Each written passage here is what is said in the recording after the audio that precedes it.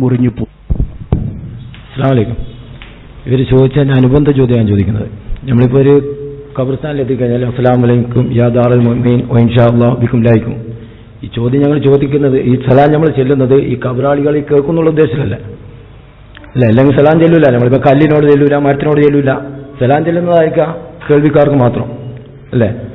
അപ്പോൾ അതുപോലെ ഞങ്ങളിപ്പം മരണപ്പെട്ട വീട്ടിൽ 3 ദിവസം ഞങ്ങൾ, അല്ലെങ്കിൽ മരണപ്പെട്ട അന്നേ ദിവസം തന്നെ ഞങ്ങൾ ഖുർആൻ ഓതുന്നു, മറ്റുള്ളത് ഓതുന്നു. അപ്പോൾ ഒരു പണ്ഡിതന്റെ പ്രസംഗം കേട്ടതുകൊണ്ടാണ് ഈ ചോദ്യം വരുന്നത്. നിങ്ങൾ അവിടെ ഇരുന്ന് മാതൃഭൂമി പേപ്പർ വായിച്ചോ കേരള ശബ്ദം വായിച്ചോ ഖുർആൻ ഓതാൻ പാടില്ല എന്നുള്ളൊരു പ്രസംഗം ഞാൻ കേട്ടതുകൊണ്ടാണ് ഈ ചോദ്യം ഞാൻ ചോദിക്കുന്നത്. അപ്പോൾ അതും ഇതും തമ്മിലുള്ള വൈരുദ്ധ്യം നിന്നാണ്. ഇവിടെ പോയി കഴിഞ്ഞാൽ ഞങ്ങൾക്ക് അവർ കേൾക്കുന്നുണ്ട്. ഞങ്ങൾ ഉപ്പാൻ നിങ്ങൾ ഈ പറഞ്ഞ പോലെ ധാരത്തിനല്ലേ നമ്മൾ പോകുന്നത്. ഞങ്ങളെ ഉപ്പ, ഞങ്ങളെ ഉമ്മ, ഞങ്ങളെ സഹോദരങ്ങൾ, ആ മഹലിലുള്ള ഞങ്ങളെ നാട്ടുകാർ, ഇവർക്ക് വേണ്ടിയിട്ടാണ് ഞങ്ങൾ സലാം ചെല്ലുന്നതും. ഞങ്ങൾ ഖുർആനിൽ പറഞ്ഞ ദുആ പോലും റബ്ബി റഹ്മുമാ കമാ റബ്ബിയാനി സഗീറ, ഇങ്ങനത്തെ ദുആകൾ നമ്മൾ അവിടെ നിന്ന് ചെയ്യുന്നത്. ഞങ്ങൾ ഉമ്മാൻ്റെ അടുക്കാം, നമ്മൾ ഉപ്പാൻ്റെ എടുക്കാം. ഇതേ ഉമ്മയും ഇതേ ഉപ്പയും ഞങ്ങൾ വീട്ടിൻ്റെ അകത്ത് മരിച്ചു കഴിഞ്ഞാൽ ഒരു ഖുർആൻ ഓതുമ്പോൾ നിങ്ങൾ അവിടെ നിന്ന് മാതൃഭൂമി പേപ്പർ വായിച്ചു വന്നു. ഞാൻ 10-15 വർഷം ഗൾഫിലുണ്ടായിട്ടുണ്ട്. ഞാൻ പിന്നെ സുൽത്താൻ കാബൂസിൻ്റെ ഉമ്മയിലെ മരിച്ച മൊമാലുള്ള സമയത്താണ് 3 ദിവസം ടി വിയിലുള്ള എല്ലാ പരിപാടിയും ബന്ധിച്ചിട്ട് വെറും ഖുർആൻ ഓത്ത്. ഞങ്ങളെ മാതിരി ഈ സൂഫിസം തലക്ക് എരിവിട്ടൊന്നുമല്ല അവർ, നമ്മളാറുള്ള മാതിരി. അപ്പോൾ ഈ 2 വൈരുദ്ധ്യങ്ങൾ ഇതിപ്പോൾ ഞങ്ങൾക്ക് കേൾക്കുന്നതുകൊണ്ട് ഞങ്ങൾ സലാം ചെല്ലുന്നു. ഇതേ മരണ വീട്ടിൽ 3 ദിവസം ഞങ്ങൾ തുടർച്ചയായി ഖുർആനോ, ഞങ്ങൾ വീട്ടുകാർ, ഞങ്ങളിപ്പോൾ ആരും കൊണ്ടാണ്ടൊന്നുമില്ല, ഞങ്ങൾ വീട്ടുകാർ തന്നെ ആയിരിക്കും ചെല്ലുന്നുണ്ടാകുക. പക്ഷെ അവിടെ നിങ്ങൾ പറയുന്നത് എന്ന് വെച്ച് കഴിഞ്ഞാൽ മാതൃഭൂമി പേപ്പർ വായിച്ചോ, ഇതന്നെ ഈ അനുബന്ധ ചോദ്യമാണ് ഇത്. അതിൻ്റെ ഈ വൈരുദ്ധ്യം എന്താണുള്ളത്? വളരെ ആത്മാർത്ഥമായി കാര്യങ്ങൾ അറിയാനുള്ള അന്വേഷണമാണ് ഇവിടെ സുഹൃത്ത് നിർവഹിച്ചിരിക്കുന്നത്. അല്ലാഹു സത്യം മനസ്സിലാക്കി ഉൾക്കൊള്ളാൻ നമുക്ക് ഏവർക്കും തൗഫീഖ് പ്രദാനം ചെയ്യുമാറാവട്ടെ. ഖബർസ്ഥാനിൽ പോവുകയും ഖബർ സന്ദർശിക്കുകയും സലാം പറയുകയും അവർക്ക് വേണ്ടി പ്രാർത്ഥിക്കുകയും ചെയ്യണം എന്നാണ് ഇവിടെ ആവർത്തിച്ചു പറഞ്ഞത്. അതൊക്കെ വേണം എന്നത്. ഖബർ സിയാറത്ത് ചെയ്യണം. അത് ഉമ്മാൻ്റെതോ വാപ്പാൻ്റെതോ ഇനി പരിചയമുള്ളതോ അല്ലാത്തതോ ഏതുമാകട്ടെ, അവിശ്വാസികളെ ഖബർ പോലും സന്ദർശിക്കൽ അനുവദനീയമാണ് എന്ന് പഠിപ്പിച്ച മതമാണ് ഇസ്ലാം. ഒരു അവിശ്വാസി, ഒരു അമുസ്ലിം സുഹൃത്ത് മരിച്ചു, അവനെ മറവ് ചെയ്ത ആ ഇടം പോലും നമുക്ക് പോയി സന്ദർശിക്കാം എന്നാണ് ഇസ്ലാമിക പ്രമാണങ്ങളിൽ നിന്ന് നമുക്ക് മനസ്സിലാകുന്നത്. എന്തിന്? നേരത്തെ പറഞ്ഞ ലക്ഷ്യങ്ങളൊക്കെ അതിലുണ്ട്. ഒരു ഖബർ പോയി കാണുമ്പോൾ എനിക്കും വേണമല്ലോ മരിക്കുക എന്ന ഒരു ഓർമ്മയുണ്ടാവാൻ അത് നിമിത്തമാണ്. അതൊരു പക്ഷേ മുസ്ലിം അല്ലാത്തൊരാളുടെ ശ്മശാനം കാണുമ്പോഴും അവന് ശവകുടീരം കാണുമ്പോഴും എൻ്റെ സുഹൃത്തായിരുന്നുവല്ലോ, ഈ ലോകത്ത് ജീവിതം അവസാനിച്ച് പോയി എന്ന ആ ചിന്തയും എനിക്കും ഇതുപോലെ പോകേണ്ടതുണ്ട് എന്ന ഒരു തിരിച്ചറിവും ഉണ്ടാകാൻ ഒരു പക്ഷേ അത് നിമിത്തമായേക്കാം. ഇനി വിശ്വാസിയുടെ ഖബറാണെങ്കിൽ ആ ഖബറാളിക്ക് സലാം പറയണം, ഖബറാളിക്ക് വേണ്ടി പ്രാർത്ഥിക്കുകയും വേണം. ഇനി പ്രാർത്ഥിക്കാൻ വേണ്ടി ഖബറിങ്കിൽ പോകണം എന്നില്ല, നമുക്ക് എപ്പോഴും പ്രാർത്ഥിക്കാം. ഖബർക്ക് പോയിട്ടേ പ്രാർത്ഥിക്കാവൂ എന്നല്ല പഠിപ്പിച്ചത്. നമ്മുടെ ഏതു പ്രാർത്ഥനയിലും മരിച്ചുപോയവരും അല്ലാത്തവരുമൊക്കെയായ ആളുകളെ, വിശ്വാസികളെ ഉൾപ്പെടുത്താനാണ് ഇസ്ലാം പഠിപ്പിക്കുന്നത്. ഇപ്പോൾ സുഹൃത്ത് പറഞ്ഞല്ലോ ഇബ്രാഹിമുമാക്ക റബ്ബാനി സഗീറ, അത് ഉമ്മയും വാപ്പയും മരിച്ചതിന് ശേഷം മാത്രമല്ല, ജീവിച്ചിരിക്കുന്ന സമയത്തും അവർക്ക് വേണ്ടി പ്രാർത്ഥിക്കണം, മരണശേഷം അവർക്ക് വേണ്ടി പ്രാർത്ഥിക്കണം. അതൊക്കെ പ്രമാണങ്ങൾ പരിചയപ്പെടുത്തിയതാണ്. എന്നാൽ അതുപോലെയാണോ ഇനി അതിനെ കൂടെ ആ സലാം പറഞ്ഞാൽ അവർ കേൾക്കുകയും അവർ ഇങ്ങോട്ട് മടക്കുകയും ചെയ്യുമോ? അങ്ങനെ കേൾക്കുമെന്നും മടക്കുമെന്നും പറയാൻ നമുക്ക് പ്രമാണങ്ങൾ കാണുന്നില്ല. ഈ സലാം കേൾക്കുകയും അവർ മടക്കുകയും ചെയ്യുമെന്ന് പറയാൻ പ്രത്യേകിച്ച് അങ്ങനെ പ്രമാണങ്ങളൊന്നും സ്വഹിയായി ഉദ്ധരിക്കപ്പെട്ടവ പ്രവാചകൻ പഠിപ്പിച്ചതായി നമുക്ക് എവിടെയും അങ്ങനെ കാണുന്നില്ല. അല്ലാഹു അഅലം. അവർക്ക് അല്ലാഹു രക്ഷ ഉണ്ടാവാനുള്ള തേട്ടമാണ്, പ്രാർത്ഥനയാണ്, അവർക്ക് വേണ്ടിയുള്ള പ്രാർത്ഥനയാണ് യഥാർത്ഥത്തിൽ സലാം. ആയിഷ റളിയല്ലാഹു അൻഹ ചോദിച്ചു, നബിയെ ഖബർ സന്ദർശിക്കുമ്പോൾ എന്താണ് പറയേണ്ടത്? അപ്പൊ നബി ഞങ്ങൾ പഠിപ്പിച്ചു കൊടുത്തു, സലാമുൻ അലൈക്കും ദാറ ഖൗമിൻ മുഅ്മിനീൻ വ ഇന്നാ ഇൻഷാ അല്ലാഹു ബിക്കും ലാഹിഖൂൻ നസ്അലുല്ലാഹ ലനാ വലക്കുമുൽ ആഫിയ. വിശ്വാസികളെ വീട്ടുകാരെ നിങ്ങൾക്ക് അല്ലാഹുവിന്റെ രക്ഷയുണ്ടാവട്ടെ, ഞങ്ങളും നിങ്ങളെ കൂടെ ചേരാനുള്ളവരാണ്, നിങ്ങൾക്കും ഞങ്ങൾക്കും ആഫിയത്തിന് വേണ്ടി റബ്ബിനോട് ഞങ്ങൾ ദുആ ചെയ്യുന്നു. ഇവിടെ ദുആ റബ്ബിനോട്, ഞങ്ങളും നിങ്ങളെ കൂടെ ചേരാനുള്ളതാണ്. അതൊരു ആത്മഗതമാണ്, അവരെ കേൾക്കാനല്ല. നീയും വാ, ഞാൻ അവിടെ വെയിറ്റ് ചെയ്യാം എന്ന് അവിടെ ഇങ്ങോട്ട് പ്രതികരണം ഉണ്ടാവില്ല. അതൊരു ബോധമാണ്. ഇന്നാ ഇൻഷാ അല്ലാഹു ബിക്കും ലാഹിഖൂൻ എന്ന് പറയുമ്പോൾ അതൊരു ബോധമാണ്. ഇമാം ഖുർത്തുബി അദ്ദേഹത്തിന് അത്തദ്കിറ ബി അഹ്വാലിൽ മൗത വൽ ആഖിറ എന്ന ഗ്രന്ഥത്തിൽ പഠിപ്പിക്കുന്നത് കാണാം. അലി റളിയല്ലാഹു അൻഹു ഖബർസ്ഥാനിൽ ചെന്നു. എന്നിട്ട് ദീർഘമായി അദ്ദേഹം പലപ്പോഴും ഖബർസ്ഥാനിൽ നിൽക്കും. ഖബറുകൾ നോക്കി അദ്ദേഹം അങ്ങനെ പരലോകമോർത്ത് കരയും. ഒരുപാട് സുഹൃത്തുക്കൾ, പരിചയക്കാർ, ബന്ധുക്കൾ എല്ലാവരുടെയും ഖബറുണ്ടാകാം ഖബർസ്ഥാനിൽ. അപ്പൊ അവിടെ ഇങ്ങനെ ചെന്ന് നിന്ന് അദ്ദേഹം ഇങ്ങനെ ആലോചിക്കും. എന്ന് അദ്ദേഹം പറയും, ഖബറാളികളെ, എന്താണ് നിങ്ങളുടെ വിശേഷങ്ങൾ, നിങ്ങൾ പറയൂ. എന്നാൽ അദ്ദേഹം തന്നെ മറുപടി പറയും, നിങ്ങൾക്ക് പറയാൻ കഴിയില്ല എന്നെനിക്കറിയാം, എന്നാൽ ഞങ്ങളുടെ വിശേഷങ്ങൾ ഞാൻ പറയാം. നിങ്ങൾ പോയതിനു ശേഷം നിങ്ങളുടെ ഭാര്യമാർ വേറെ വിവാഹം കഴിക്കപ്പെട്ടു പോയി, നിങ്ങളുടെ സ്വത്തുക്കൾ ഓഹരി വെക്കപ്പെട്ടു പോയി, നിങ്ങളുടെ വീടുകൾ മറ്റു പലരും താമസമാക്കി കഴിഞ്ഞു എന്നിങ്ങനെ പറയുകയും അദ്ദേഹം ദീർഘമായി കരയുകയും ചെയ്യും. റബ്ബേ, ഇതാണല്ലോ എനിക്കും ഇനി വരാനുള്ളത്. അതാണ് ഖബർ സന്ദർശനം. റസൂലുള്ളാഹി സ്വല്ലല്ലാഹു അലൈഹി വസല്ലം രാത്രി വീട്ടിൽ നിന്ന് എഴുന്നേറ്റ് പുറത്തേക്ക് പോകാറുണ്ട്. നേരത്തെ പറഞ്ഞുവല്ലോ. ആയിഷ ബീവി പറയുന്നൊരിക്കൽ ഞാൻ പെട്ടെന്ന് ഉണർന്നപ്പോൾ വിരിപ്പിൽ നബിയെ കാണുന്നില്ല. അപ്പൊ ഞാൻ അന്വേഷിച്ചു. ഞാൻ നോക്കുമ്പോൾ നബി അതാ പുറത്തേക്ക് ഇറങ്ങി നടന്നു പോവുകയാണ്. ഞാൻ പിന്നാലെ ശബ്ദമുണ്ടാക്കാതെ പോയി നബി എങ്ങോട്ടാണ് പോകുന്നത് എന്നറിയാൻ വേണ്ടി നോക്കുമ്പോൾ നബി ഖബർസ്ഥാനിലേക്ക് പോവുകയാണ്. ഖബർസ്ഥാനിൽ ചെന്ന് നബി ദീർഘമായി നിൽക്കുന്നു. നബി അവർക്ക് വേണ്ടി ദുആ ചെയ്യുന്നു. നബി തിരിച്ചു പോരുമ്പോൾ ഞാനും നബി അറിയാതെ ഞാനും പെട്ടെന്ന് വീട്ടിലേക്ക് മടങ്ങി വന്നു. ഇങ്ങനെയുള്ള സംഭവങ്ങൾ ഹദീസിൽ കാണാൻ പറ്റുന്നു. അപ്പൊ അവിടെ ഈ പറയുന്ന പ്രാർത്ഥന ഇത് ഖബറാളി കേൾക്കുമെന്നും പ്രതികരിക്കുമെന്നും ഹദീസിൽ എവിടെയും പഠിപ്പിക്കപ്പെട്ടിട്ടില്ല. അവർക്ക് വേണ്ടിയുള്ള പ്രാർത്ഥനയാണ്. നമ്മുടെ മനസ്സിലെ ചില യാഥാർത്ഥ്യങ്ങൾ ബോധ്യപ്പെടുത്താൻ കൂടിയാണ് ഖബർ സന്ദർശനങ്ങൾ. എന്നാൽ അതുപോലെയല്ല അവർ ഖബറാളിക്ക് വേണ്ടിയുള്ള ഖുർആൻ പാരായണം. മതത്തിൽ ഒരു കാര്യം സ്ഥിരപ്പെടണമെങ്കിൽ അതിന് പ്രമാണം അനിവാര്യമാണ്. ഏത് വിഷയവും, എത്ര ചെറിയ വിഷയമാവട്ടെ, മതത്തിന്റെ ഭാഗമായി മാറണമെങ്കിൽ അല്ലാഹു തആല പഠിപ്പിക്കണം, അവന്റെ റസൂൽ പഠിപ്പിക്കണം. റസൂലുള്ളാഹി സ്വല്ലല്ലാഹു അലൈഹി വസല്ലം തങ്ങൾ ജീവിച്ചിരിപ്പുള്ള സമയത്ത് ആയിരക്കണക്കായ സ്വഹാബിമാർ മരണപ്പെട്ടിട്ടുണ്ട്. ഒരാൾ മരിച്ചാൽ എന്തു ചെയ്യണം നബി അവർക്ക് പഠിപ്പിച്ചു കൊടുത്തിട്ടുണ്ട്. കുളിപ്പിക്കേണ്ടത് എങ്ങനെ, കഫൻ ചെയ്യേണ്ടത് എങ്ങനെ, നമസ്കരിക്കേണ്ടത് എങ്ങനെ, ഖബർ കുഴിക്കേണ്ടത് എങ്ങനെ, മറമേഴേണ്ടത് എങ്ങനെ, അവരോടുള്ള ബാധ്യത പിന്നെ എന്തെല്ലാമാണ്, എല്ലാം കൃത്യമായി പഠിപ്പിച്ചിട്ടുണ്ട്. ഒറ്റ സ്വഹാബി വഫാത്തായപ്പോൾ അല്ലാഹുവിന്റെ റസൂൽ സ്വല്ലല്ലാഹു അലൈഹി വസല്ലം തങ്ങൾ അവിടെ ഇരുന്ന് ഖുർആൻ ഓതാൻ പഠിപ്പിച്ചിട്ടില്ല. നബി വഫാത്താകുമ്പോൾ 1,13,000 സ്വഹാബിമാർ ജീവിച്ചിരിപ്പുണ്ട് എന്നാണ് പ്രബലാഭിപ്രായം. അല്ലാഹു അഅലം. നബിയെ കുളിപ്പിച്ചത് ആര്? ഹദീസിലുണ്ട്. നബിക്ക് വേണ്ടി ഖബർ കുഴിച്ചത് ആര്? ഹദീസിലുണ്ട്. നമസ്കാരം നിർവഹിച്ചത് എങ്ങനെ? ഹദീസിലുണ്ട്. കഫൻ ചെയ്തത് എങ്ങനെ? ഹദീസിലുണ്ട്. ഖബറിലേക്ക് ഇറക്കിയത് ആരാണ്? മണ്ണിട്ട് മൂടിയത് ആരാണ്? എല്ലാം ഹദീസിലുണ്ട്. ആരാണ് ഖുർആൻ ഓതിയത്? എവിടെയും കാണുക സാധ്യമല്ല. എന്നാലും ഖുർആനല്ലേ, നല്ലതല്ലേ, ഖുർആൻ റഹ്മത്ത് വരൂലേ, ഒക്കെ ശരിയാണ്. ഖുർആൻ ഓതിയാ റഹ്മത്ത് ഇറങ്ങുമെന്ന് പഠിപ്പിച്ചത് അല്ലാഹുവിന്റെ റസൂൽ സ്വല്ലല്ലാഹു അലൈഹി വസല്ലം തങ്ങളാണല്ലോ. എന്നിട്ടും ആ റസൂൽ അവിടെ ഖുർആൻ ഓതാൻ പഠിപ്പിച്ചില്ല. അപ്പം മതത്തിൽ ഒരു കാര്യം പുണ്യമാകണമെങ്കിൽ അതിന് പ്രമാണം ആവശ്യമാണ്. ചില സ്ഥലത്ത് പാടില്ലെന്ന് പറയും ഖുർആൻ ഓത്ത്. ഇപ്പൊ റുക്കൂഇൽ ഖുർആൻ ഓതാൻ പാടില്ല എന്നാണ്.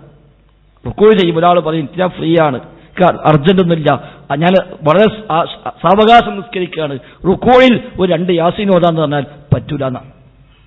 എന്താ ഞാൻ റുക്കൂഇൽ അതിന് പ്രാർത്ഥിക്കുന്നില്ലേ, അതുപോലെ തന്നെ യാസീൻ ഓത്തെന്ന് പറഞ്ഞാൽ അവിടെ പറ്റൂല. ഇനി പ്രാർത്ഥനകളിൽ നമ്മൾ ഇവിടെ ദുആ ചെയ്തു, നിങ്ങൾക്ക് ആമീൻ പറയുന്നു. നമ്മൾ ഒരു 10 ആൾ ഒന്നിച്ച് ബാത്റൂമിൽ കണ്ട് പോയാൽ എല്ലാവരും ഉണ്ട്.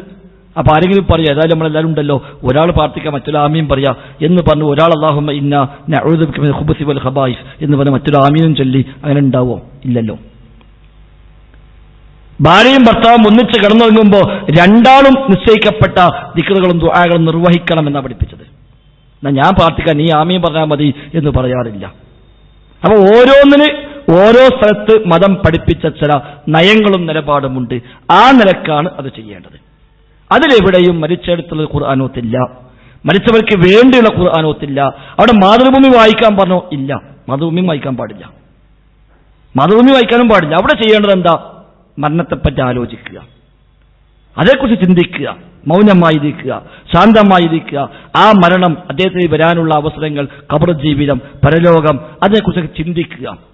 അവനവന്റെ ജീവിതത്തിൽ പാഠം ഉൾക്കൊള്ളുക. പിന്നെ താങ്കൾ കേട്ട പ്രസംഗത്തിൽ മാതൃഭൂമിയുടെ പരാമർശമുണ്ട്. മുജാഹിദ് ബാലുശ്ശേരിയുടെ ഒരു പ്രസംഗത്തിന്റെ ചെറിയ കഷ്ണമാണ് താങ്കൾ കേട്ടിട്ടുണ്ടാവുക.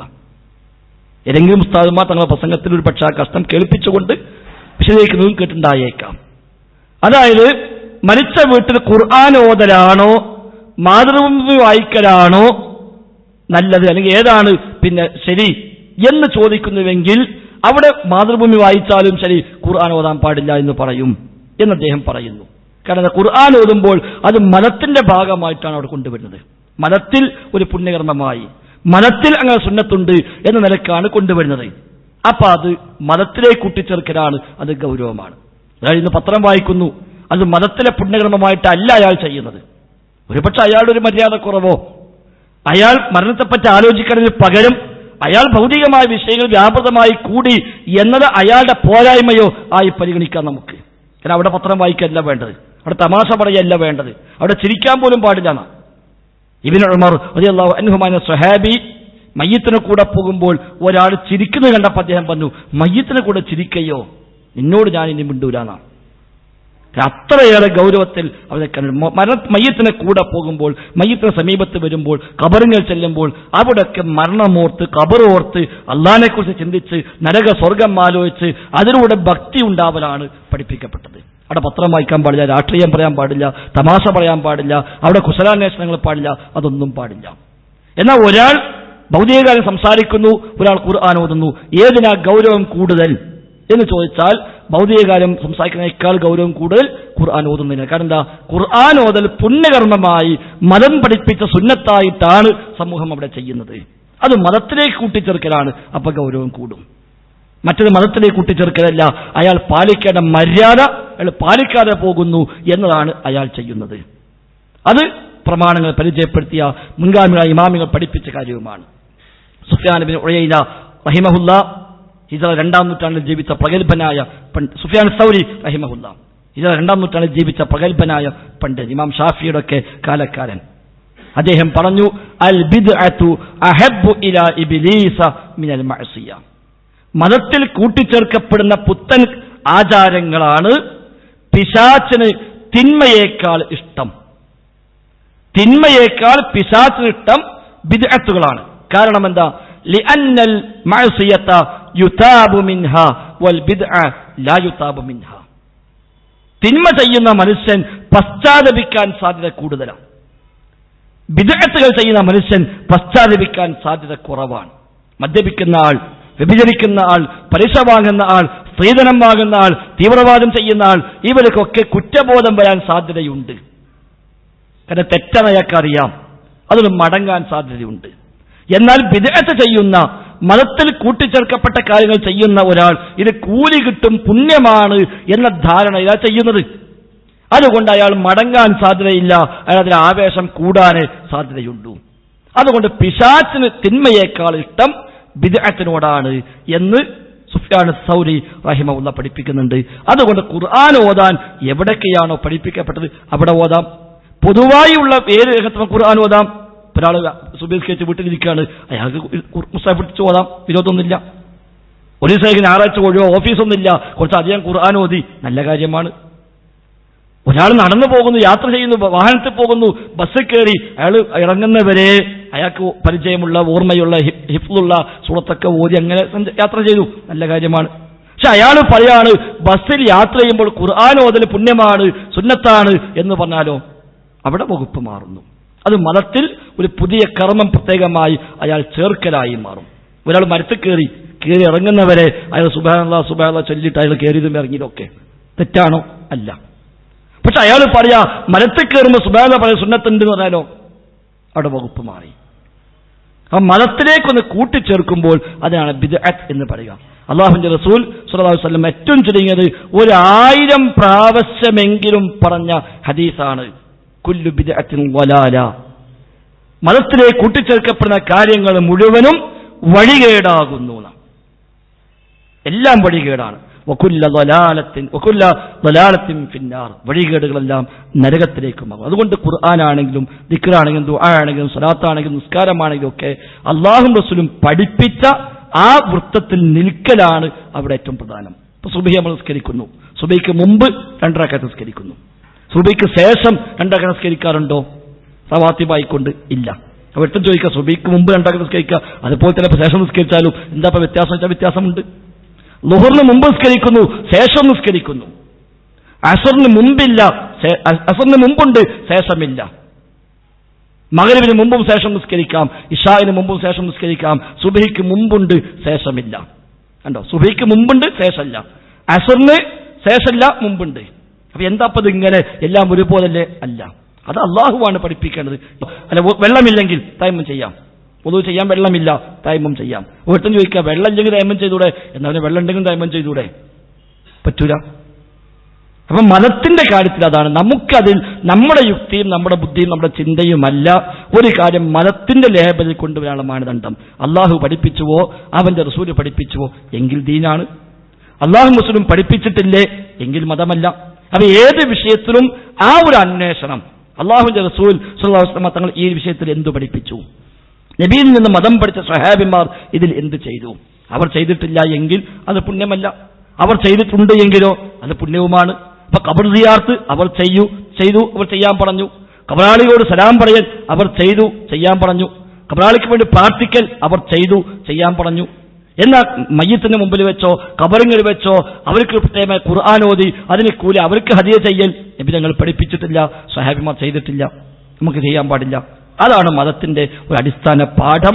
അതുകൊണ്ടാണ് മരിച്ചെടുത്ത് ഖുർആൻ ഓതാൻ പാടില്ല എന്നും ഖബറിങ്ങിൽ ചെന്നാൽ ഖുർആൻ ഓതുകയല്ല വേണ്ടത് എന്നും ഖബറാളിക്ക് വേണ്ടി പ്രാർത്ഥിക്കുക എന്നുള്ളത് മരിച്ച് കിടക്കുമ്പോഴും പറ്റും, മറമാടുന്നതിന് മുമ്പും പറ്റും, മറമാടിന് ശേഷവും പറ്റും, അതിന് എപ്പോഴും ഖബറിങ്ങിൽ ചെന്നും പറ്റും, അല്ലാതെയും പറ്റും. എവിടെയും നമ്മുടെ എല്ലാ പ്രാർത്ഥനയും, ഇപ്പൊ ഇവിടെയും നമ്മുടെ പ്രാർത്ഥന എന്താ? അല്ലാഹു മുഗ്ഫിൽ മുഅ്മിനീന വൽ മുഅ്മിനാത്ത് വൽ മുസ്ലിമീന വൽ മുസ്ലിമാത്ത് അൽ അഹ്യാഇ മിൻഹും വൽ അംവാത്ത്. അല്ലാഹുവേ, വിശ്വാസികൾക്ക് പുറത്തു കൊടുക്കണേ, ജീവിച്ചിരിക്കുന്നവർക്കും മരിച്ചുപോയവർക്കും നീ പുറത്തു കൊടുക്കണേ എന്ന് നമ്മളെല്ലാ ഖുതുബയിലും എല്ലാ വഅലും എല്ലാ പ്രസംഗത്തിലും ഒക്കെ നമ്മൾ പ്രാർത്ഥിക്കുന്നു. അത് ഇസ്ലാം പഠിപ്പിച്ചതാണ്, ഖുർആൻ ആവശ്യപ്പെട്ടതാണ്. നേരത്തെ എന്റെ വിശ്വാസത്തിൽ ഞാൻ പറഞ്ഞു, മറ്റൊരാളുടെ പ്രാർത്ഥന വേറൊരാൾക്ക് ലഭിക്കുമ്പോൾ അത് അയാൾക്ക് അള്ളാഹുവിന്റെ പക്കൽ കുറച്ചുകൂടെ സാമീപ്യം കിട്ടാനുള്ള മാർഗമായി മാറുകയും ചെയ്യും. അതാണ് പ്രമാണങ്ങൾ പരിചയപ്പെടുത്തിയത്. അല്ലാഹു അഅലം. അസ്സലാമു അലൈക്കും. എൻ്റെ പേര് റഹീം എന്നാണ്. എൻ്റെ ചോദ്യം ഇത്: മഹാന്മാരായ ഔലിയാക്കന്മാർ അമ്പിയാക്കളുടെ പേരിൽ മൗലിദ് ഓതാറുണ്ട്. ശിർക്ക് കലരാതെ മൗലിദ് ഓതുന്നത് ശരിയാണോ തെറ്റാണോ? മൗലിദ് എന്ന് പറയുമ്പോൾ യഥാർത്ഥത്തിൽ അത് എന്താണ് അതിന്റെ ബേസ്, അതാണ് നമ്മൾ പരിശോധിക്കേണ്ടത്. പ്രശംസിക്കാൻ പറ്റുമോ എന്നാണെങ്കിൽ തീർച്ചയായും പറ്റും. മദ്ഹ് പറയാൻ പറ്റും, പ്രശംസ പറ്റും. സ്വാഭാവികമായും മനുഷ്യന്റെ സഹജമായ ഒന്നാണ് താൻ ഇഷ്ടപ്പെടുന്നവരെ പ്രശംസിക്കുക എന്നുള്ളത്. നമ്മുടെ മാതാവിനെ, നമ്മുടെ പിതാവിനെ, നമ്മുടെ മക്കളെ, നമ്മളുമായി വേണ്ടപ്പെട്ടവരൊക്കെ നമ്മൾ പലപ്പോഴും പ്രശംസിച്ചു പറയാറുണ്ട്. എന്നതുപോലെ നമ്മൾ സ്നേഹിക്കുന്ന, നമ്മൾ മാതൃകയാക്കുന്ന, ഇസ്ലാമിക ലോകത്ത് ഒരുപാട് സേവനങ്ങൾ ചെയ്ത മഹത്തുക്കളെ, മഹാന്മാരെ, പണ്ഡിതന്മാരെ ഒക്കെ മഹത്വവൽക്കരിക്കുക, പ്രശംസിക്കുക എന്നത് സ്വാഭാവികമാണ്. അതിന് തെറ്റൊന്നുമില്ല, ഇസ്ലാം അനുവദിച്ച കാര്യമാണ്. അതേസമയം മൗലിദ് എന്ന് പറയുമ്പോൾ അത് കേവല പ്രശംസയല്ല. മൗലിദ് എന്ന പദം തന്നെ അവിടെ ജന്മവുമായി ബന്ധപ്പെട്ട് ചൊല്ലാനായി പഠിപ്പിക്കപ്പെട്ട ചില പ്രത്യേകമായ പദ്യങ്ങളുടെയും ഗദ്യങ്ങളുടെയും സമാഹാരമാണ് മൗലിദ്. ഇത് കേവലമായൊരു പ്രശംസ കാവ്യമല്ല. ഒരാളിപ്പോൾ ഒരു പത്രത്തിലോ ഒരു മാസികയിലോ ഒരു മഹാനായ മനുഷ്യനെ കുറിച്ചൊരു പ്രശംസ ഒരു കവിതയായോ ലേഖനമായോ എഴുതി, ഒരു വിരോധമില്ല.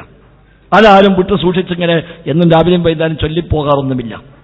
എന്നാൽ മാലകളും മൗലിദുകളും ആകുമ്പോൾ അത് പ്രത്യേകമായ അപ്രമാദിത്വമുള്ള പദ്യഗദ്യങ്ങളായിട്ടാണ് സമൂഹത്തിൽ വരുന്നത്. ഉദാഹരണം മൊഹീദ്ദീൻ മാല, അത് ശിർക്കും മറ്റൊക്കെ നമ്മൾ മാറ്റിവെക്കുക. അതിലൊക്കെ അതീതമായി മൊഹീദ്ദീൻ മാലയെക്കുറിച്ചുള്ള വിശ്വാസം എന്താ? മൊഴിയൊന്നും പിളയാതെ കളയാതെ ചൊന്നോർക്ക് മണിമാടം സ്വർഗത്തിൽ നായൻ കൊടുക്കുമേന. മൊഹീദ്ദീൻ മാല 158 വരിയാണ്. ഈ 158 വരി ഒറ്റ വാക്കും പിഴക്കാതെ ഒന്നും വിട്ടുപോകാതെ അത് പൂർണ്ണമായി ഒരാൾ ചൊല്ലിയാൽ സ്വർഗത്തിൽ അയാൾക്ക് കൊട്ടാരം കിട്ടുമെന്നാണ്. അപ്പൊ കേവലമായ പ്രശംസയല്ല എന്നർത്ഥം. ആ തരത്തിലാണോ ചൊല്ലുന്നത് എങ്കിൽ അതിൽ ശിർക്കില്ലെങ്കിലും അതിൽ അമിതമായ ഒന്നുമില്ലെങ്കിലും ഉള്ള ചരിത്രമേ ഉള്ളുവെങ്കിൽ പോലും ഈ ധാരണ വരുമ്പോഴേക്ക് അത് മതത്തിൽ നിന്ന് ഔട്ടായി. ഈ പദ്യങ്ങൾ നാം ചൊല്ലിത്തീർത്താൽ സ്വർഗത്തിൽ കൊട്ടാരമുണ്ട് എന്ന് പറയുമ്പോൾ അത് കേവല കാവ്യം എന്നതിനപ്പുറത്തേക്ക് ഇസ്ലാമികമായി ഒരു വലിയ സ്ഥാനമുള്ള ഒന്നായി മാറി. ബദർ മൗലീദ് എന്തിനാ ചൊല്ലുന്നത്? ബദർ മൗലീദും ബദർമാലയും ചൊല്ലിയാൽ എന്താ? എല്ലാ പ്രശ്നവും തീരുമെന്നാണ്. എല്ലാ പ്രശ്നം തീരും. വീട്ടിൽ കള്ളന്മാർ വരാതിരിക്കാൻ, രോഗമില്ലാതിരിക്കാൻ, അതിനൊക്കെ അത് മതി എന്നാണ്. പ്രസവ വേദനയ്ക്ക് പോലും ഏറെ മികന്തുള്ള ഫേറ്റി വരുത്തത്തിൽ ഇന്ദൽ സ്വഹാബികൾ ഫേരീന ചൊല്ലുകിൽ കുറി മൂടിയും മുനം ഫള്ള തന്നീന്ന് കുട്ടി ഫിറക്കലിൻ ഇല്ലാ സെക്കൻഡോവർ.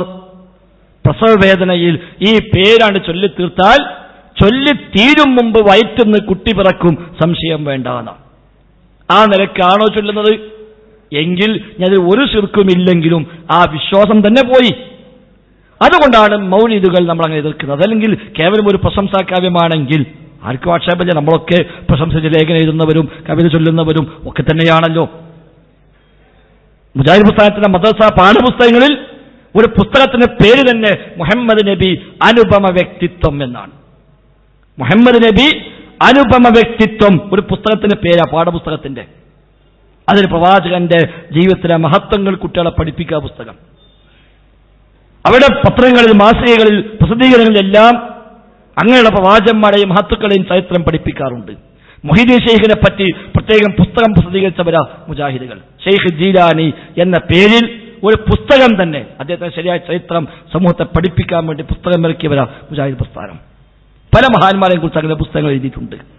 പ്രവാചകർക്കെതിരെ ആക്ഷേപം വന്നപ്പോൾ പ്രവാചകനെ അറിയുക എന്ന് പറഞ്ഞുകൊണ്ട് ഒരു മാസം നീണ്ടു നിൽക്കുന്ന ക്യാമ്പയിൻ പ്രഖ്യാപിച്ചവരാ മുജാഹിദ് പ്രസ്ഥാനം. അപ്പൊ അതൊന്നും പാടില്ല എന്നല്ല. എന്നാൽ മാല മൗലിദ് റാത്തീബ് കുത്തുബിയത്ത് ഹദ്ദാദ് എന്ന് പറയുമ്പോൾ അത് കേവല പ്രശംസാ കാവ്യങ്ങളല്ല, അത് കേവലമായ മഹത്വവൽക്കരിക്കലുകളല്ല, അതിനപ്പുറത്തെ നേർച്ചപ്പാട്ടുകളായി കൊണ്ടുവരുന്നു. മാത്രം 1933 കോഴിക്കോട് മീൻചന്തയിൽ കൂടിയ സമസ്ത സമ്മേളനത്തിൽ പാസാക്കിയ പ്രമേയം തന്നെ ഈ വക പാട്ടും ബെയ്ത്തും മാലയും മൗലിദും ഒക്കെ ചൊല്ലുകയോ ചൊല്ലിക്കുകയോ ചെയ്യാത്തവൻ ഖാലിയാവാനും ഖതീബാകാനും വരെ പറ്റൂലാണ്. അങ്ങനെ വരുമ്പോൾ അത് കേവലമായ പ്രശംസാ കാവ്യമായി മാത്രം വിചാരിക്കാൻ നിർവാഹമില്ല. അതുകൊണ്ട് ഈ ധാരണ ഉള്ളിടത്തോളം കാലം അതിൽ എന്ത് വിശ്വാസം ഉണ്ടെങ്കിലും ഇല്ലെങ്കിലും ശരി ആ വകുപ്പുകൾ തന്നെ നമുക്ക് സ്വീകരിക്കാവതല്ല. അതേസമയം മഹത്തുക്കളായ ആളുകളെ, പണ്ഡിതന്മാരെ ഒക്കെ നമുക്ക് മഹത്വയ്ക്ക് സംസാരിക്കാം. അവരെ ആക്ഷേപിച്ചാരെയും പറയുമ്പോൾ നമുക്ക് പ്രതികരിക്കാം, നമുക്ക് മറുപടികൾ പറയാം. അവർക്കെതിരെ വല്ല പ്രശ്നങ്ങളും വരുമ്പോൾ അവിടെ മഹത്വങ്ങൾ നമുക്ക് ആളുകളെ ബോധ്യപ്പെടുത്താനുള്ള ആവശ്യങ്ങളുമായി, എല്ലാ സംരംഭങ്ങളുമായി നമുക്ക് ഇറങ്ങാം. അതൊന്നും പാടില്ല എന്നൊന്നും ഈ പറഞ്ഞതിന് അർത്ഥമില്ല. അല്ലാഹു അഅലം. അസ്സലാമു അലൈക്കും. ഈ മാലമൗലിദുകളെ സംബന്ധിച്ച് സാധാരണയായിട്ട് അത് ഔലിയാക്കന്മാരെ സംബന്ധിച്ചും അമ്പിയാക്കന്മാരെ സംബന്ധിച്ചും മദ്ഹ് പറയുകയാണ് എന്ന ഉദ്ദേശത്തോടു കൂടിയാണ് നമ്മളത് ചൊല്ലുന്നതും ചൊല്ലിപ്പിക്കുന്നതും ഒക്കെ. അവിടെ വരുന്ന വേറെ ചില പ്രശ്നങ്ങൾ, ഒന്ന്, ഈ മുഹ്യിദ്ദീൻ മാല ഇപ്പം ജീലാനി ദിനം ആചരിക്കുന്ന സമയമാണ്. മുഹ്യിദ്ദീൻ മാലയും അതേപോലെ കുത്തുബിയത്തും അതേപോലെ ഷെയ്ഖുമായി ബന്ധപ്പെട്ടതും.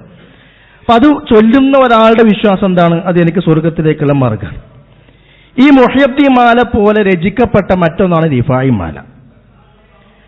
മുഹ്യിദ്ദീൻ മാല രചിച്ച് 200 കൊല്ല ശേഷം വന്നതാണ് റിഫായി മാല. എന്ന് പറഞ്ഞാൽ മുഹ്യിദ്ദീൻ മാലയേക്കാൾ 200 കൊല്ലം ആയുസ് കുറവാണ് ആർക്ക്? റിഫായി മാലക്ക്. ഈ മുഹ്യിദ്ദീൻ മാലയിൽ നേരത്തെ ഇവിടെ സൂചിപ്പിച്ച പോലെ ഒരു കാലഘട്ടത്തിൽ സൂഫിയത്തിന്റെ കടന്നുകയറ്റം ഉണ്ടായിരുന്നു. അങ്ങനെ ചില പ്രത്യേകമായ ത്വരീഖത്തുകൾ വരികയും ആ ത്വരീഖത്തിലേക്ക് ആളുകളെ ചേർക്കുകയും അങ്ങനെ ആ ത്വരീഖത്തിനെ മഹത്വവൽക്കരിക്കാനും ആ ത്വരീഖത്തിലെ ഷെയ്ഖിന്റെ മഹത്വം പറയാനും അങ്ങനെയൊക്കെ മാലമൗലിദുകൾ വരുന്നത്. അങ്ങനെ മുഹ്യിദ്ദീൻ ഷെയ്ഖിന്റെ മഹത്വം പറഞ്ഞുകൊണ്ടുള്ള കാവ്യരചനയാണ് മുഹ്യിദ്ദീൻ മാല എന്ന് പറഞ്ഞത്. അവൻ ആളുകളൊക്കെ ആ ത്വരീഖത്തിന്റെ കൂടെയും ഇതുമായി ബന്ധപ്പെട്ട കാര്യങ്ങളൊക്കെ ചെയ്യുന്ന ഒരു അവസ്ഥ ഉണ്ടായിരുന്നു. പിന്നീട് 200 കൊല്ലം കഴിഞ്ഞപ്പോ റിഫായി ഷെയ്ഖിന്റെ പേരിൽ ഒരു മാല വന്നു. ആ മാല പരിശോധിച്ചപ്പോൾ നമുക്ക് കാണാൻ സാധിക്കുന്ന ഒരു വസ്തുതയാണ്, മുഹ്യിദ്ദീൻ മാലയിൽ എന്തു പറഞ്ഞിട്ടുണ്ടോ നേരെ മറുപടി പറയാം. നമുക്കിതൊന്നും അറിയില്ല, നമ്മൾക്ക് വലിയ ആ വിഷയത്തെക്കുറിച്ച് ബോധമില്ലാത്തതുകൊണ്ട് നമ്മൾ അതും ചൊല്ലും ഇതും ചൊല്ലും. ശരിക്കും റിഫായി മാല പരിശോധിച്ചാൽ ഈ മുഹ്യിദ്ദീൻ മാലക്കുള്ള തനി ഖണ്ഡനമായിട്ട് നമുക്ക് മനസ്സിലാക്കാൻ സാധിക്കും. ഞാൻ സാമ്പിളിന് ഒരു 3-4 വരികൾ കാണിച്ചു തരാം. ഇത് മുഴുവൻ പരിശോധിച്ചാൽ ഒരുപാട് കാണാൻ കഴിയും. മുഹ്യിദ്ദീൻ മാല എതിർത്തിട്ട് കണ്ണനം എഴുതിയത് പോലെയാണ് റിഫായി മാല. അപ്പൊ ഒന്ന്, ഷെയ്ഖിന്റെ മുഹ്യിദ്ദീൻ മാലയിൽ കാണാം, എല്ലായിലും മേലെ അർശിങ്കൽ ചെന്നോവർ, എന്റെ കണ്ണെപ്പോഴും ലൗഹിൽ ആദം നോവർ. മുഹ്യിദ്ദീൻ ഷെയ്ഖ് എവിടെ പോകും? അർശിന്റെ മുകളിൽ ചെല്ലും. അതിന്റെ മുകളിലേക്ക് ഇനി വേറില്ലല്ലോ. അപ്പൊ ഏറ്റവും ടോപ്പിൽ അവിടെ എത്തും. ഇപ്പൊ ഷെയ്ഖിന്റെ കണ്ണ് എപ്പോഴും എവിടെയാണ്? ലൗഹിലാണ്, മുഹ്യിദ്ദീൻ മാലയിൽ. അപ്പൊ റിഫായി മാലക്കാരെന്താ ചെയ്തെന്നറിയോ?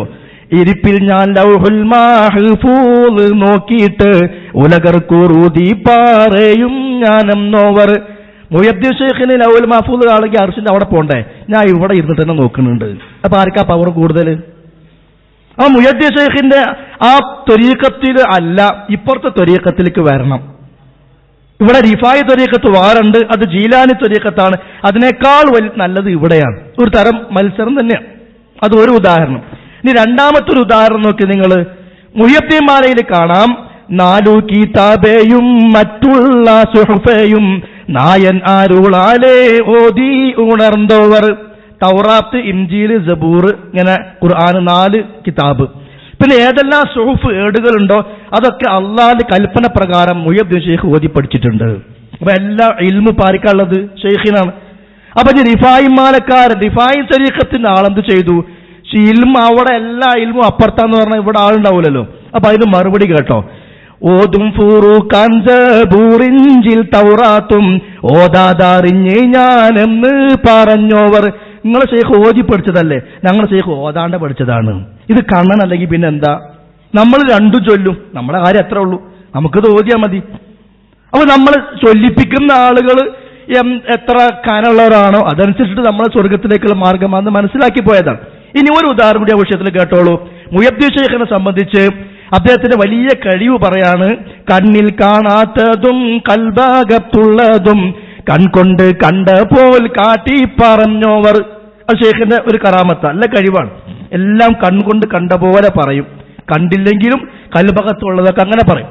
അപ്പൊ ആ ഷെയ്ഖിന് ആ കഴിവുണ്ട് എന്ന് പറഞ്ഞപ്പോ ആ കഴിവ് ഇല്ല എന്ന് പറയാൻ വേണ്ടിയിട്ട് റിഫായി മാലക്കാരൻ എന്ത് ചെയ്തു? ഹോജാ മുഹ്യിദ്ദീനും താനും കളിക്കുമ്പോൾ കണ്ണിൻ പിരിയത്തിന്മേലെ ഓടിച്ചോവർ.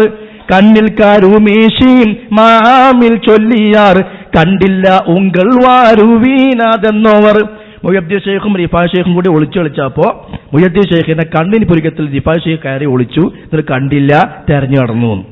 അപ്പൊ കാണുന്നോ കാണൂലാന്നോ ഇനി നമ്മൾ തീരുമാനിക്കത് ഓതണോ ഓതണ്ടേ. ഇതാണ് ഇതിന്റെ സാമ്പിളിന് 3 പറഞ്ഞു എന്നുള്ളതിൽ മുഴുവൻ അങ്ങനെ തന്നെയാണ്. അപ്പൊ ഇങ്ങനത്തെ പ്രശ്നം ഇതിലുണ്ട്. പിന്നെ അതിനേക്കാൾ വലിയ പ്രശ്നം നബി സല്ലല്ലാഹു അലൈഹി വസല്ലമയെ സംബന്ധിച്ചും മഹാത്മാക്കളെ സംബന്ധിച്ചും അവർ പറയാത്ത, പ്രവാചകൻ പറയാത്ത പലതും പറഞ്ഞു ഖാല റസൂലുള്ളാഹ് എന്ന് പറഞ്ഞുകൊണ്ട് വരുന്നുണ്ട്. റസൂൽ പറയാത്തൊരു കാര്യം പറഞ്ഞാൽ ഫൽയതബവ്വഉ മഖഅദഹു മിനന്നാർ. മൗലൂദിൽ എത്ര സ്ഥലത്ത് കാണാം ഖാല റസൂലുള്ളാഹ്, ഖാല അല്ലാഹു തആല എന്ന് മൗലൂദിൽ കാണാം. അതിനർത്ഥം അള്ളാഹ് പറഞ്ഞു എന്നാ. അള്ളാഹ് പറയാത്തത് പറഞ്ഞു എന്ന് പറയുമ്പോൾ അതിന്റെ അപകടം എന്താണ്? വമൻ അസ്ലമു മിമ്മൻ ഇഫ്തറ അലല്ലാഹി കദിബ. അള്ളാഹ് പറയാത്തത് പറഞ്ഞത് കെട്ടിച്ചമച്ച് പറയാം, അത് വലിയ അക്രമമാണ്. അപ്പൊ അള്ളാഹ് പറയാത്തത് പറഞ്ഞു എന്ന് മൗലൂദ് കിതാബുകളിലുണ്ട്, റസൂൽ സ്വല്ലല്ലാഹു അലൈഹി വസല്ലം പറയാത്തത് പറഞ്ഞു എന്നും അതിലുണ്ട്. അപ്പൊ ഈ അപകടങ്ങളും ഇങ്ങനെ ഒരുപാട് വിഷയങ്ങളുണ്ട്. അപ്പൊ അത് പുണ്യകർമ്മമായി നമ്മൾ ആരും കാണേണ്ടതില്ല. ശിർക്കിന്റെ ഭാഗത്ത് നമ്മൾ പോയിട്ടില്ല. ശിർക്കല്ലാതെ തന്നെ ഇങ്ങനെ ഒരുപാട് പ്രശ്നങ്ങൾ അതിൽ ഉണ്ട്. അതിൽ നമ്മൾ സ്വയം മോചിതരാകണം. നമ്മുടെ കൗമിനെ നമ്മൾ അതിൽ രക്ഷപ്പെടുത്തുകയും വേണം. അള്ളാഹു അനുഗ്രഹിക്കുമാറാകട്ടെ. സമയം നമുക്ക് നിശ്ചയിച്ചിട്ടുള്ളത് ഏറെക്കുറെ തീരാറായിട്ടുണ്ട്. ഇനി ഒരു സംശയം കൂടി ചോദിക്കുവാനുള്ള അവസരമാണ്. ഇത് അവസാനത്തെ ചോദ്യമായി പരിഗണിക്കുന്നതായിരിക്കും ഇൻഷാ അല്ലാഹ്. അസ്സലാമു അലൈക്കും. ആദം നബി അലൈഹി ഇസ്ലാം നബി സല്ലല്ലാഹു അലൈഹി വസല്ലമയുടെ തവസ്സുൽ ചെയ്തിരിക്കണമെന്ന് ഇബ്നു കസീർ റഹ്മത്തുള്ളാഹിയുടെ റിപ്പോർട്ടിൽ കാണപ്പെടുന്നുണ്ട്. അതിന്റെ നിജസ്ഥിതി എന്താണ്? ആദം നബി സ്വല്ലല്ലാഹു അലൈഹി വസല്ലമിന്റെ വിഷയത്തിൽ അദ്ദേഹം സ്വർഗത്തിൽ വിലക്കപ്പെട്ട കനി ഭക്ഷിക്കുകയും അതുവഴി സ്വർഗത്തിൽ നിന്ന് പുറത്താക്കപ്പെടുകയും ചെയ്ത സന്ദർഭത്തിൽ മുഹമ്മദ് നബിയെ കൊണ്ട് തവസ്സുലാക്കിയിട്ടാണ് അല്ലാഹു തആല പുറത്തു നൽകിയത് എന്ന് പ്രചരിപ്പിക്കപ്പെടാറുണ്ട്. വിശുദ്ധ ഖുർആൻ ആ വിഷയത്തിൽ പഠിപ്പിച്ചത് 2 ആയത്തുകൾ കാണാം. ഒന്ന് ഫതലഖാ ആദമു മിർ റബ്ബിഹി കലിമാത്തിൻ ഫതാബ അലൈഹി. ആദം നബി സ്വല്ലല്ലാഹു അലൈഹി വസല്ലം അള്ളാഹുവിൽ നിന്ന് ചില വചനങ്ങൾ ഏറ്റുവാങ്ങി സ്വീകരിച്ചു. അതുപ്രകാരം അള്ളാഹുവോട് ദുആ ചെയ്തു. അള്ളാഹു തൗബ സ്വീകരിച്ചു. ആ വചനങ്ങൾ എന്താണെന്ന് ഖുർആൻ തന്നെ പഠിപ്പിച്ചു. ഖാല റബ്ബനാ ളലംനാ അൻഫുസനാ വഇല്ലം തഗ്ഫിർ ലനാ വതർഹംനാ ലനകൂനന്ന മിനൽ ഖാസിരീൻ. അള്ളാഹുവേ, ഞങ്ങൾ രണ്ടുപേരും ഞങ്ങളോട് അന്യായങ്ങൾ ചെയ്തു പോയി. നീ പുറത്തു തന്നില്ലെങ്കിൽ ഞങ്ങൾ അക്രമികളിൽ പെട്ടുപോകും റബ്ബേ. അപ്പൊ അതാണ് ആദം നബിയുടെ ദുആ ആയി ഖുർആൻ പരിചയപ്പെടുത്തിയത്. ഇനി ആ വിഷയത്തിൽ ദുർബലമായ ഒരു റിപ്പോർട്ട് ഇമാം ഹാക്കിം അവിടുത്തെ മുസ്തദറക്കിലും മറ്റു ചില ഗ്രന്ഥങ്ങളിലുമൊക്കെ ഉദ്ധരിക്കപ്പെട്ടതായി നമുക്ക് കാണാൻ കഴിയും. ഇബ്നു കസീർ റഹിമഹുള്ളാഹുവിന്റെ തഫ്സീറിൽ അത് വന്നിട്ടില്ല എന്നാണ് എൻ്റെ ഓർമ്മ. തഫ്സീർ അത് ഉള്ളതായിട്ട് ഓർമ്മയിലില്ല. എന്നാൽ മറ്റു ചില ഗ്രന്ഥങ്ങളൊക്കെ അത് സ്ഥാനം പിടിച്ചിട്ടുണ്ട്. അതായത് ആദം നബി സ്വല്ലല്ലാഹു അലൈഹി വസല്ലം സ്വർഗത്തിന് പഴം ഭക്ഷിച്ചു പുറത്താകുന്ന സാഹചര്യം ഉണ്ടായപ്പോൾ അദ്ദേഹം അള്ളാഹുവിനോട് പ്രാർത്ഥിച്ചു വന്ന അള്ളാഹുവെ, മുഹമ്മദ് നബിയുടെ ഹക്ക് കൊണ്ട് ഞാൻ എന്നോട് ചോദിക്കുന്നു, നീ എനിക്ക് പുറത്തു തരണം. അപ്പൊ അള്ളാഹു ചോദിച്ചു, കൈഫ അറഫ്ത മുഹമ്മദൻ, നീ എങ്ങനെയാണ് മുഹമ്മദ് നബിയെ മനസ്സിലാക്കിയത്? അപ്പൊ അദ്ദേഹം പറഞ്ഞു, നീ എന്നെ സൃഷ്ടിക്കുകയും എനിക്ക് ജീവൻ നൽകുകയും ചെയ്തപ്പോൾ ഞാൻ തല ഉയർത്തി നോക്കി അർശിലേക്ക്. അപ്പോൾ അർശിന്റെ കാലുകളിൽ എഴുതി വെച്ചതായി ഞാൻ കണ്ടു, ലാ ഇലാഹ ഇല്ലല്ലാഹ് മുഹമ്മദ് റസൂലുള്ളാഹി എന്ന്. അപ്പൊ എനിക്ക് മനസ്സിലായി, നിന്റെ പേരിന്റെ കൂടെ നീ ഒരു പേര് എഴുതി വെക്കുന്നുവെങ്കിൽ അത് തീർച്ചയായും ഏറ്റവും എനിക്ക് ഇഷ്ടപ്പെട്ട ആളുടെ പേരായിരിക്കും എന്ന് മനസ്സിലാക്കി. അതുകൊണ്ടാണ് ഞാൻ ആ മുഹമ്മദ് നബിയെ മനസ്സിലാക്കിയതും അതുപ്രകാരം തേടിയതും. അപ്പൊ അള്ളാഹു പറഞ്ഞു അത്രേ, ലൗലാ മുഹമ്മദുൻ ലമാ ഖലഖ്തുക, മുഹമ്മദ് നബി ഇല്ലായിരുന്നുവെങ്കിൽ ഞാൻ എന്നെ സൃഷ്ടിക്കുമായിരുന്നില്ല എന്ന് പറഞ്ഞുവെന്നാണ് ആ റിപ്പോർട്ട്. അത് സ്വഹീഹായ റിപ്പോർട്ടല്ല, ദുർബലമായ ഒരു സംഭവമാണ്, ദഈഫാണ് എന്നും ചില പണ്ഡിതന്മാർ അത് മൗദൂ നിർമ്മിതമാണ് എന്നും വരെ അഭിപ്രായങ്ങൾ രേഖപ്പെടുത്തിയ ഒരു റിപ്പോർട്ടാണ് അത്. ഇമാം ഹാക്കിമിന്റെ അൽ മുസ്തദറക് എന്ന കിതാബിലാണ് അത് വന്നിട്ടുള്ളത്. അതല്ലാതെ ഇബ്നു കസീറിന്റെ തഫ്സീറിൽ അത് വന്നിട്ടില്ല എന്ന് തന്നെയാണ് ബലമായ ഓർമ്മയുള്ളത്.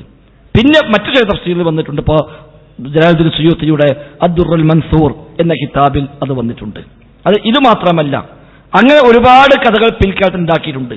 ഇപ്പൊ ഹസൻ, ഹുസൈൻ, അലി, ഫാത്തിമ എന്നിവരുടെ ഹക്ക് കൊണ്ട് തേടിയിട്ടാണ് ആദം നബിക്ക് രക്ഷ കിട്ടിയത് എന്ന് തഫ്സീർ ദുറുൽ മൻസൂറിലുണ്ട്. സുയൂത്തിയുടെ ദുറുൽ മൻസൂർ എന്ന കിതാബിൽ കാണാൻ കഴിയും. അദ്ദേഹം തേടി, പഠിച്ചോനെ അലിയുടെയും ഫാത്തിമയുടെയും ഹസൻ ഹുസൈന്റെയും ഹക്ക് കൊണ്ട് ഞാൻ ചോദിക്കുന്നു. അപ്പൊ അത് ഷിയാക്കളുടെ സംഭാവനയായിരിക്കുമെന്ന് നമുക്ക് മനസ്സിലാക്കാം. അങ്ങനെയുള്ള കുറെ കഥകൾ വന്നിട്ടുണ്ട്. അതൊന്നും സ്വഹീഹായി സ്വീകാര്യയോഗ്യമായ പരമ്പരയിൽ ഉദ്ധരിക്കപ്പെട്ടവയല്ല. അവിടെ ഒരു കഥയുണ്ട്, റിപ്പോർട്ടുണ്ട് എന്നല്ലാതെ അങ്ങനെ ഉണ്ടെങ്കിൽ അത് പഠിപ്പിക്കാൻ അള്ളാഹുവോ അവന്റെ റസൂലോ ആണ്.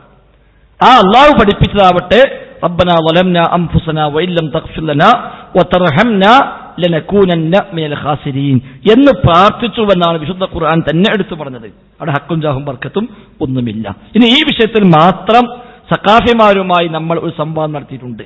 യൂട്യൂബ് കേരളത്തിൽ കിട്ടും.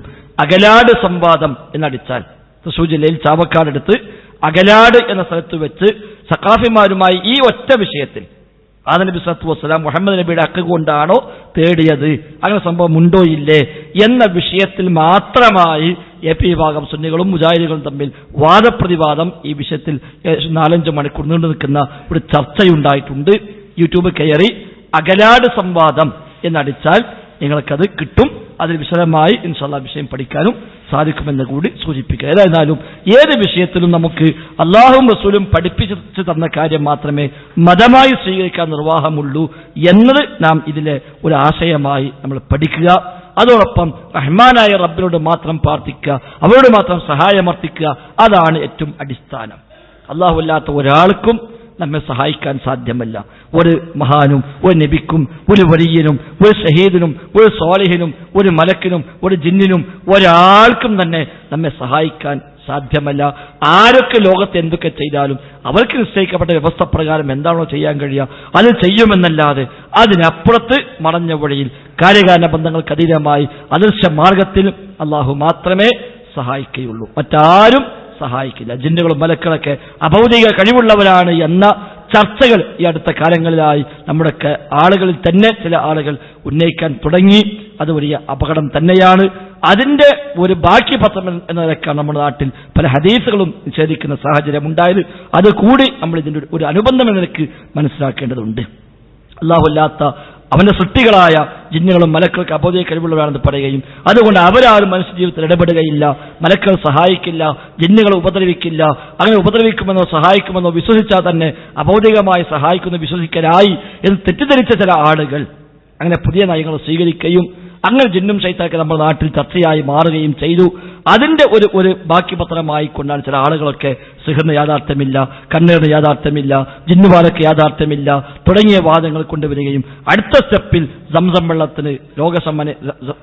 വെള്ളം രോഗസമ്മനയല്ല എന്നും ഹജുർ അസ്വദിനെ ചുംബിച്ചാൽ അത് ആളുകൾക്ക് വേണ്ടി സാക്ഷി പറയുമെന്ന് വിശ്വസിക്കാൻ പാടില്ല, അത് ശിർക്കാണ് എന്നും ഖബർ ശിക്ഷ പോലും ഇല്ലെന്നും അതേപോലെ സിറാത്ത് പാലമില്ലെന്നും മസീഹു ദജ്ജാൽ എന്ന ഖിയാമത്ത് അല്ല മുന്നോടിയായി വരാനുള്ള അടയാളമൊന്നുമല്ലെന്നും വരെയുള്ള പേഴ്ച വാദങ്ങൾ കൊണ്ടുവരികയും അതൊക്കെ മുജാഹിദുകളെ പേരിൽ പോലും പ്രചരിപ്പിക്കുകയും അത്തരം ആളുകളെ കൂട്ടിപ്പിടിച്ചുകൊണ്ട് മുജാഹിദ് പ്രസ്ഥാനം ആ നിലയ്ക്ക് പോകാനുള്ള ചില ശ്രമങ്ങളൊക്കെ ചില ഭാഗത്തുണ്ടാവുകയും ചെയ്തത് കൂടി നമ്മൾ തിരിച്ചറിയേണ്ടതുണ്ട്. അതൊക്കെ വളരെ അപകടം പിടിച്ച ഇസ്ലാമിക പ്രമാണങ്ങളോട് യോജിക്കാത്ത ചില നിലപാടുകൾ തന്നെയാണ്.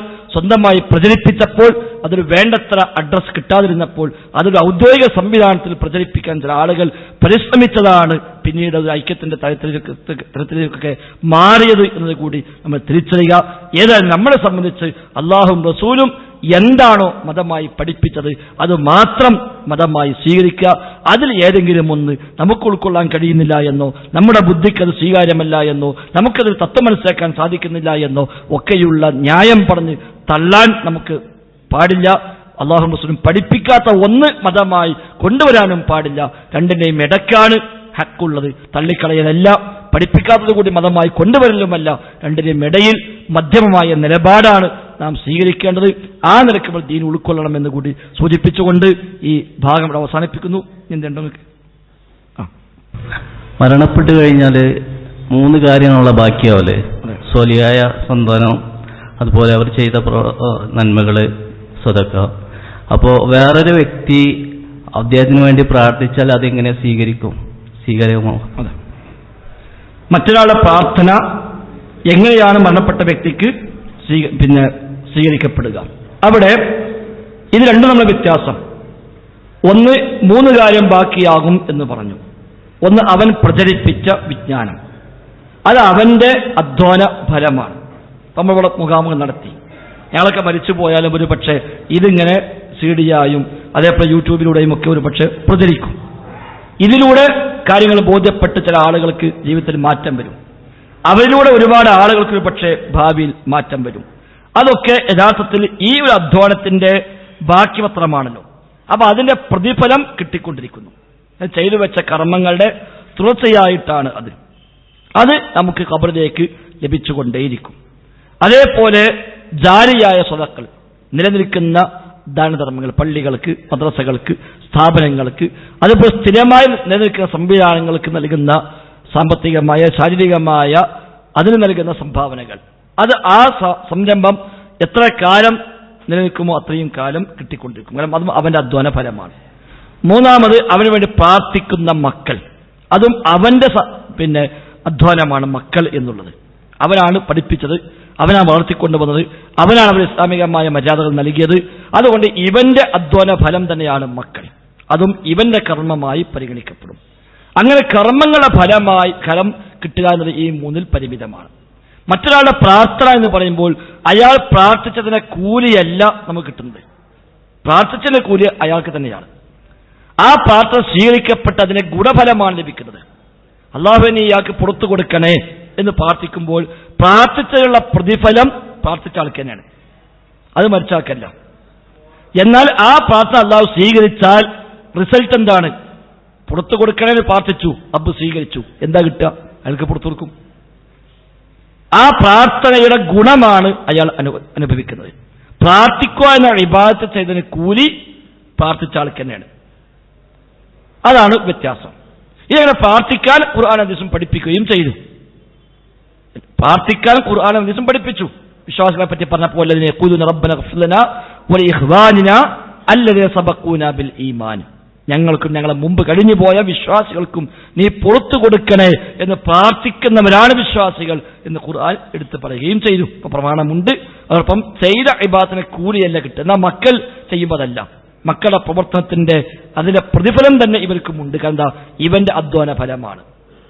പഠിപ്പിച്ച ഇൽമിന്റെ പ്രചാരം നാട്ടു നടക്കുമ്പോൾ ഈ വയല് കേട്ട് എത്ര നന്നായോ അവർ ഇനി എന്തെല്ലാം നന്മകൾ ചെയ്തോ അതിന്റെ ഒരു വിഹിതം നമുക്ക് ലഭിക്കണം. കാരണം എന്താ, ഈ അധ്വാനത്തിന്റെ ഫലം കൂടിയാണ് അയാൾ ആ നന്മ ചെയ്യാൻ നിമിത്തമായത്. അതാണ് വ്യത്യാസം. രണ്ടും തമ്മിൽ വൈരുദ്ധ്യമല്ല. ക്ലിയറാണോ? ശരി, അപ്പോൾ അവസാനിപ്പിക്കണം. അത് 9:30 വരെയാണ് നമുക്കിവിടെ നിയമപാലകർ അനുവദിച്ച സമയം. അത് ഏകദേശം പൂർത്തിയായിക്കൊണ്ടിരിക്കുകയാണ്. ഇൻഷാ അല്ലാഹ് ഏതായിരുന്നാലും ഒരുപാട് കാര്യങ്ങൾ ഇവിടെ ചർച്ചയ്ക്ക് വന്നു. ദീന് പഠിക്കാൻ വേണ്ടി മാത്രമാണ് നമ്മൾ എല്ലാവരും ഇത് ഉപയോഗപ്പെടുത്തിയത്. ആ ഒരു ആത്മാർത്ഥത തന്നെ നമ്മൾ കാത്തു സൂക്ഷിക്കുക. ഞങ്ങളൊക്കെ നാട്ടിൽ യാത്ര ചെയ്തു വന്നതും നിങ്ങളൊക്കെ ഇവിടെ സമയം ചെലവഴിച്ചു വന്നിരുന്നതുമെല്ലാം നമുക്ക് നാളെ പരലോകത്തിൽ ലാഭമായി കിട്ടണം. അതല്ലെങ്കിൽ ഇതൊക്കെ നഷ്ടം തന്നെയാണ്. അല്ലാഹു തആല ആ നിലക്ക് നമ്മിൽ നിന്ന് സ്വീകരിക്കുമാറാവട്ടെ. ഇനിയും ധാരാളമായി ദീന് പഠിക്കാനും അത് ജീവിതത്തിൽ പാലിക്കുവാനും അത് പ്രചരിപ്പിക്കാനുമുള്ള തൗഫീഖും വിജ്ഞാനവും ആരോഗ്യവും തന്റേടവും ഓർമ്മശക്തിയുമെല്ലാം അല്ലാഹു തആല നമുക്കേവർക്കും പ്രദാനം ചെയ്യുമാറാവട്ടെ. അല്ലാഹുമ്മ റബ്ബന ആതിന ഫിദ്ദുനിയ ഹസന വഫിൽ ആഖിറതി ഹസന വഖിന അദാബന്നാർ. റബ്ബന തഖബ്ബൽ മിന്നാ إنك أنت السميع العليم وتب علينا إنك أنت التواب الرحيم وصلى الله وسلم على محمد وآله وصحبه أجمعين والحمد لله رب العالمين. السلام عليكم ورحمة الله وبركاته.